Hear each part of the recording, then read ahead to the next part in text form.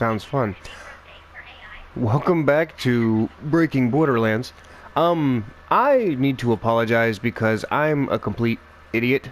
I was going through my bank after doing some farming after beating DLC 2, and I completely forgotten to pull out one of my favorite launchers, or show you where to go get it. So I'm gonna do a specialty thing to kind of say I'm sorry. Not only am I gonna show you where you can pick this thing up after Mayhem 6 or above, but I'm also going to use it exclusively, and I say exclusively because you know the leech is part of the build, so I will try to use it sparingly, but I'm gonna try and exclusively use the launcher itself to get to the boss to farm it, which is the Agonizer 9000 in the guts of Carnivora. So I'm going to take my time. I have made some changes, and I just remembered one I need to make again. But I did make some changes to the skill tree because I went and did a thing. While I was in my bank, I noticed I had a messy breakup shield, and I remembered that if you go down the purple tree enough to give a copy of your shield to your pet, he is also getting one of these little drones to fire for him. Now, with these two drones on the battlefield, it adds up to a lot more fire going on to enemies, which means a lot more chances for criticals to fill your clip. But you can see the back burner when it makes its initial impact. It makes this little fountain of explosives, and if you happen to hit a wall with it, it'll make the fountain go, you know, straight out of the wall, like so. Not to mention direct hits have a vortex effect. So now I'm not running any damage buffs. None of these back burners have my gamma burst that I want. So I'm just running a Schluter right now. The main reason being Agonizer 9000 is one of the best for the Schlute. Another benefit, whenever your shield breaks, you get an extra drone, and that again goes to the shield mod your companion is wearing. So he himself will also have an extra drone whenever his shield breaks. Now, I don't have the anointment I want. I have the amp damage shield break anointment. So whenever my shield breaks, the next shot will do 100% shield damage added bonus. So it's good stuff, but you can see how seldom I have to reload with our setup going on. AAA, Trevinator, Cosmic Stalker, Kill-O-The-Wisp, Sickle, Omano. Oh, not to mention the messy breakup, the drones talk, so there's some comedy in it as well. Alright, so now... And on occasion you can get the Two Fang skill to kick in. I think I have it set to 20%. Of course, we could also be using the our Infernal Wish. But there's two downsides to using the Infernal Wish with the setup I have in skills. One, giving a copy of the Infernal Wish to the companion can be very, very useful. Especially when you're using either the loader or the jabber, because they can use firearms and get those and you can get those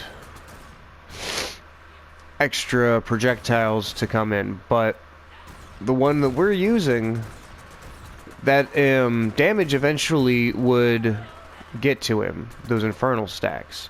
So he'd just be putting himself down, breaking his own shield. Because we're using him... Devil's Foursome's hard to use. Knew there was a reason I kept you around. Yeah, no, hard to use. But...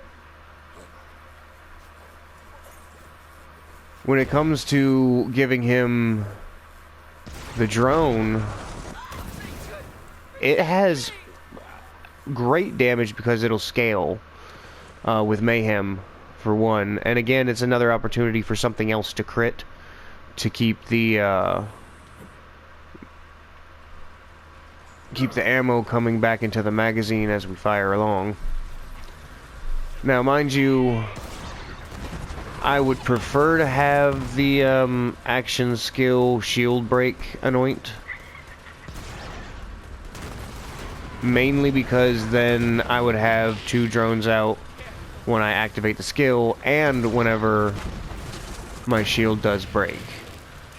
But it would just be for temporary on the secondary drone. Still, it's extra fire rate for some time. And again, I don't even have oh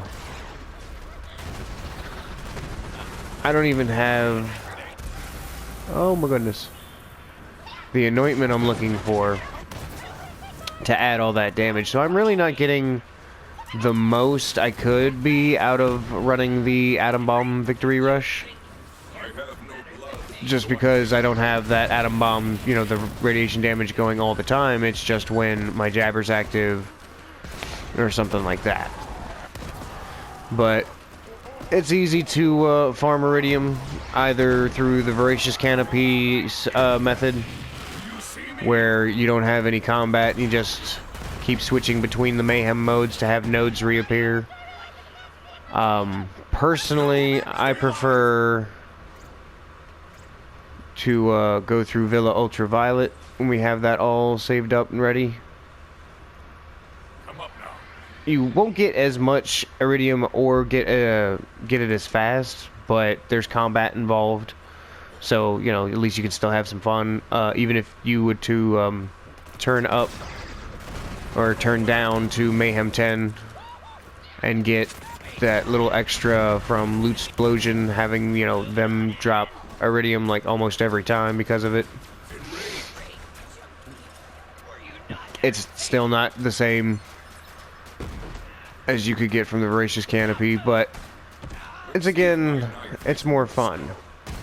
Like, this, that does say something. At least you get to run around, kill a few things, not to mention there's a bunch of underbosses to take out as you go around grabbing the piles of Iridium. They have good Iridium drops too. But right now, about halfway there, I want to say. Show me your ferocity. Now, one thing I've never tested, and I really should, is if I give an Infernal Wish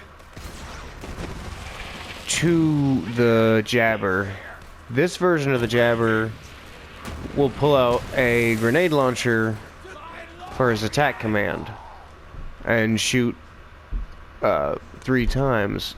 Does he get double projectiles on that? Because if he does, that's OP. It's already OP now because I've seen that thing on an average do millions, and then if you're telling me I have the ability to double that damage, I want some. No, I want all of that, actually. I want all of it. Go full queen on it. I want it all.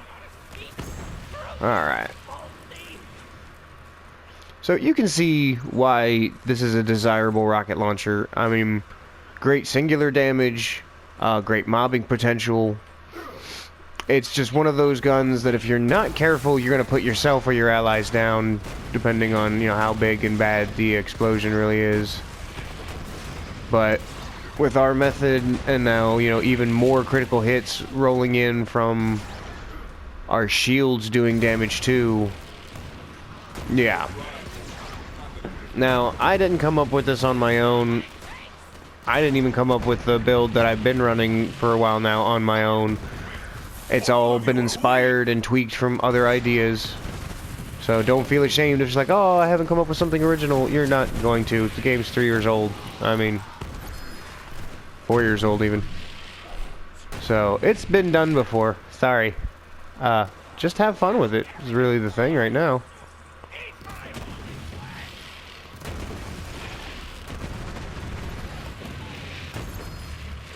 That could have worked out any better.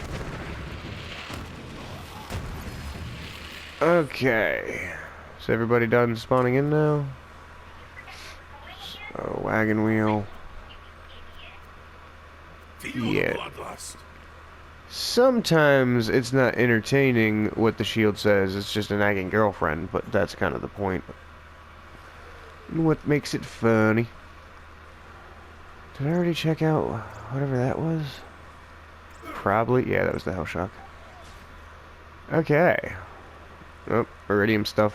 Might as well. Pandora's upper mantle is made of solid iridium. It is this shell that now holds the destroyer tightening its bonds. The pressures and energies at work beneath the surface of the ground can have been stored. If the cycle is disrupted in any way, it is entirely possible that the iridium will force its way to the surface. Might impact the wrong potential.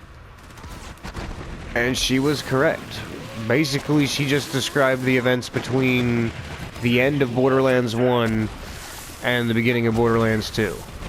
So what she was saying is, as long as the destroyer is kept on a regular schedule of feeding, then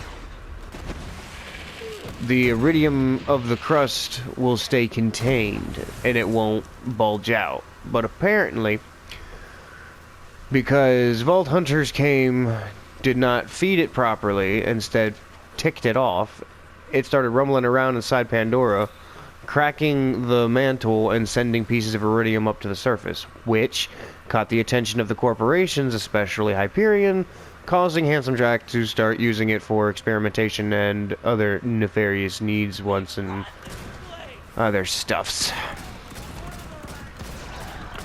So, yeah. That's basically what that all was describing. Now I'm gonna try and make it back here while the Schluter is active, because red chest. Let the hunt take Ruby's you. Wrath, which I got. Surge, which is okay. Not my cup of tea. So now we have reached the Agonizer. Pardonnez-moi. This cold is still kicking my butt. But I've almost got it. I'm in pain. Now, I'm at a disadvantage here because all I've got going for me is lightning, fire, and radiation. No corrosion, not even in the next 2 mags. So this is probably going to be a longer fight than it should be. Still, if you want one of these things for yourself, or a multitude of these things for yourself, then this is where you got to come and what you got to take out. It seems I was already farming him, so whoops. I knew that. I was testing you guys. No, I'm just gonna back out and load back in since we made it to the spot. I just wanted to give a proper demonstration of how awesome this weapon can be, its potential. I still say that the whole setup we've got going on with a Scourge or a Plague Bearer, where you just fire blindly into the sky and not need to actually aim at your target, has a better effect with the Schluter, just because, again, it's even damage across the board towards all targets. This is very centralized, but has great AoE potential. And can melt certain bosses. This being one of them, especially if I had a corrosive, just because you're aiming for his chest so that the fountain goes into his jaw. That's the idea. Whether or not I can actually get that accomplished, we shall see. So, pop him out. get it in his chest. And again, you know, he's going to block it with his arm. He's going to block it in many different aspects, but you just want to get it in his chest. That way all those others go into his chin. You can see we've already taken out a pretty good chunk of him.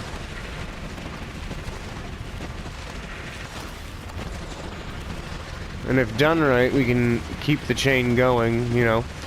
Now, if you can do enough damage fast enough, then you can skip his little immunity phase of, you know, oh, let's take a commercial break. There we go.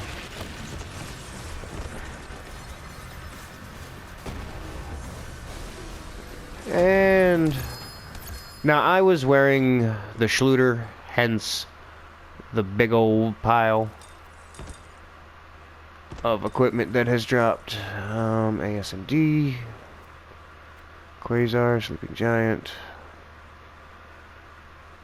That's kind of pretty. And haha, we got one. We got a fire one. Now let me see here. Comparison time. Oh. Oh my.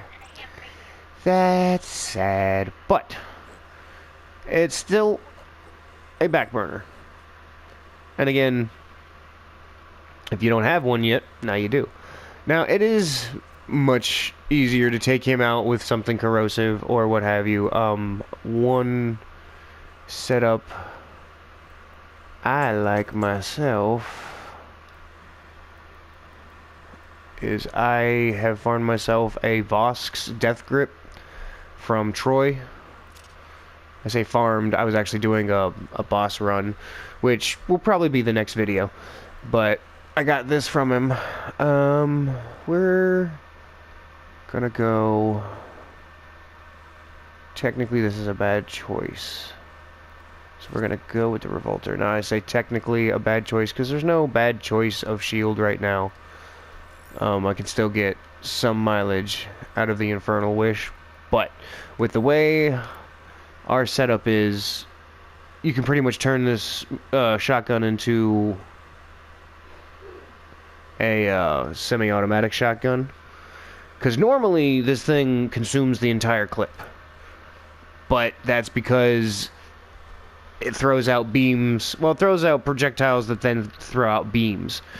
And that's the secret to using it on the Agonizer. It's kind of like the same way most people back when the lob shotgun that you can get off of Grave Ward, when it first dropped in the game, it was overpowered. And I don't mean just a little bit.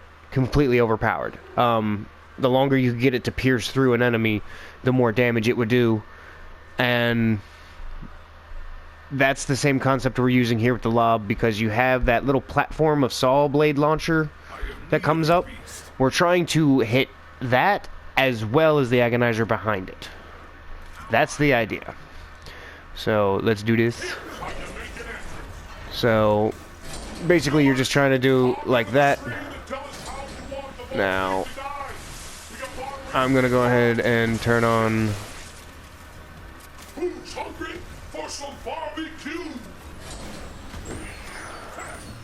Now, sometimes you're going to have to do a reload cancel, however you feel fit to do a reload cancel. If you wanted to, you could just throw your grenades out too. But I don't feel like chasing the darn platform. Usually it'll just come and attack you in the first place. So I think it's going after my jabber. Oh, that's why. I know where I messed up. So we can make this even more efficient. Whoops.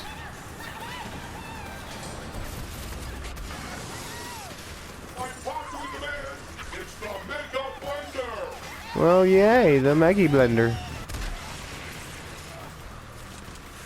Now he's gonna go for a commercial break because I messed this all up. I had the wrong class mod on. I had my mobbing class mod on. And it is very important to remember, with a lot of setups, you do have to change and switch as you go. So, I'm gonna show here, because now his saw blade launcher was trying to target my jabber the entire time, which was not helping us out. I needed him to target me to make this go faster. But just bear with me and I'll do it one more time to show you the speed that, you know, and this isn't even the best method. I'm not saying do this one specifically. I'm just saying this is the one that I found that works for me. So, and again, you might have to do yourself some cancels, but you can get this thing fast firing. And the best part is there's probably going to be some beams out whenever the core becomes exposed, so... And then loot explosion. What's that? Deep Nebula. Berserker Moxie. Hello. Double EXP. 25% with Berserker. I mean, pretty good if, you know, you're trying to rush somebody's, I'm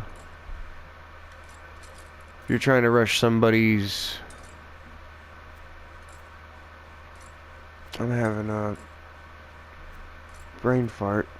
Guardian rank. If you're trying to rush somebody's Guardian rank. Thank you, brain, for catching up to me. So, let's do this one more time. Hopefully with faster death rate. But you can see what I was trying to accomplish by getting both the deck and him lined up in all those beams. Again, if you have certain weapons that pierce, it is a great strategy for taking him down.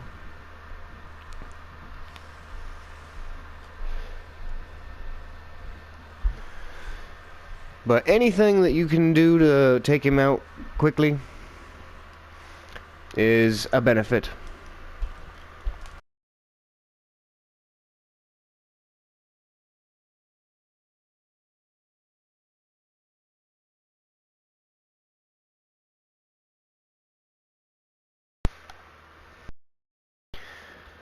Like, for example, I know that I'm not alone in the community when saying that this is one of the best farms for a lot of different things, especially if you have your Schluter artifact, just because he's one of those bosses that the instant you actually kill him, it kicks in with the Schluter, and then when he dies, it's active.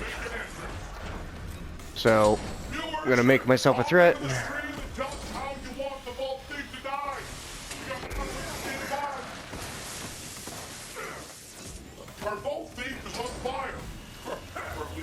And then you can just see how he's melting. Don't worry, the jabber will get you up.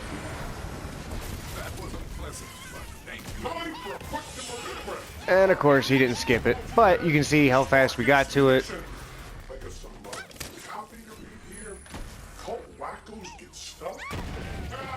I'll take your money, but that's just unprofessional. Yeah, but if you can manage to do enough damage, and you might be asking yourself, well, why aren't you using your kick charger? We know that it's corrosive. It's good and can get the job done, but with needing to charge it up, it just doesn't do enough damage fast enough. With this, we can, you know, stack these things up like crazy, even though we're not technically supposed to be able to. And now it just turns into, you know, a blender for this guy. And then Schloot explosion. But yeah, that's the concept if you want to get yourself a back burner. Highly suggest it. I really do. Especially for how the build works. It can definitely fit in with the playstyle. So yeah, I hope you found this entertaining and informative, and I'll catch you in the next one. Peace.